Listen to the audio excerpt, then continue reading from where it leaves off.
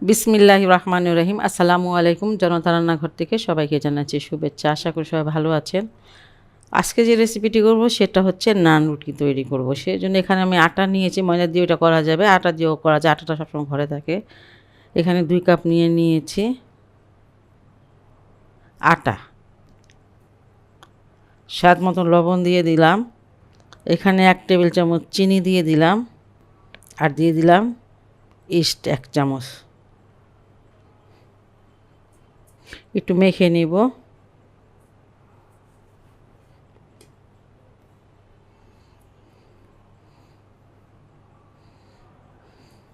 তেল দিয়ে দিলাম 1 টেবিল চামচ, বেশি হইতে পারে একটুখানি, জানি না ঠিক।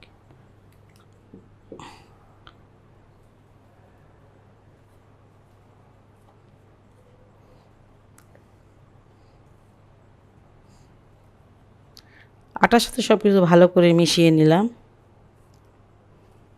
এখানে দুধ আছে, 200 গ্রাম দুধ নিয়েছি, আর এটা হালকা গরম আছে, স্টিল একটু গরম দুধ। আর দুধ যদি নাই থাকে তাহলে অবশ্যই পানি, হালকা গরম পানি দিয়ে এটা করতে পারেন। পুরোটা একসাথে দিব না, দুধটা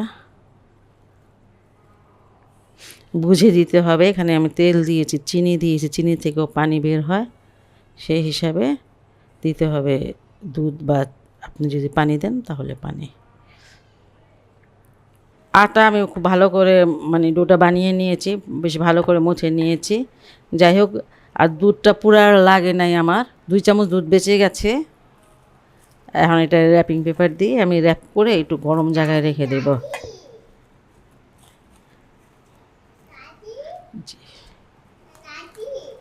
হ্যাঁ, আধা ঘন্টা পর আমি আসলাম, আর ডোটা ফুলে ডাবল হয়ে গেছে।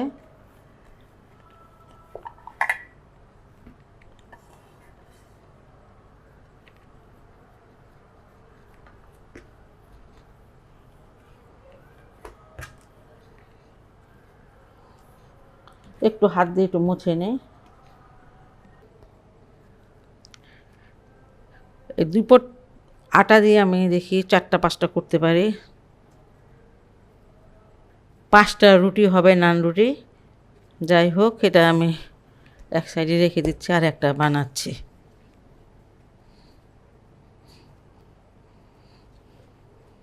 একটুখানি শুকনো আটা নিয়ে নিলাম, আর এখন বানিয়ে নিব।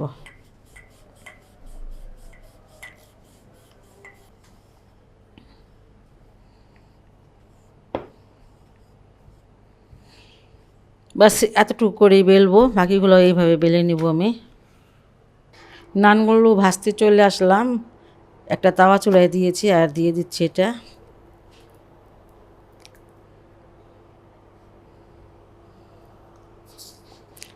উল্টিয়ে দিচ্ছি।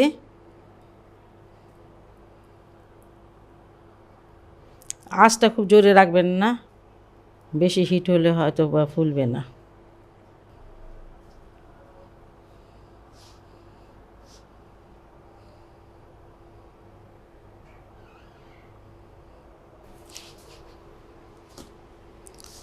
দেখেন, মাশাআল্লাহ, দেখতে কত সুন্দর হয়েছে।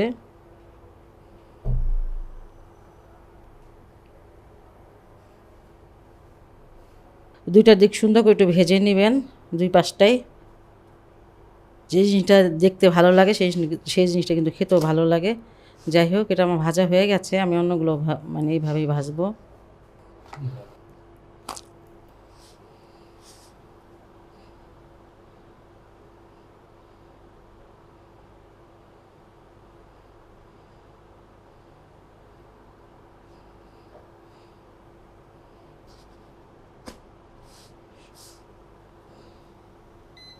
খুবই সহজ একটি রেসিপি, আর খেতে কিন্তু ভালো লাগে। আপনারা এই যে রুটিটা, এটা আপনারা নেহারি দিয়ে, তারপরে মাংস, গরুর মাংস বা মুরগির মাংস ভুনা দিয়ে খেতে পারেন, যা দিয়ে মন চায় সেটা দিয়ে খেতে পারবেন, খেতে অনেক ভালো লাগবে। যাই হোক, আমার এই রেসিপিটি যদি আপনাদের ভালো লাগে তাহলে বাসায় অবশ্যই ট্রাই করবেন, এবং আমার চ্যানেলকে লাইক, কমেন্ট, সাবস্ক্রাইব করবেন। সবাই ভালো থাকুন, সুস্থ থাকুন, নিরাপদে থাকুন, এই দোয়া করি। আল্লাহ হাফেজ।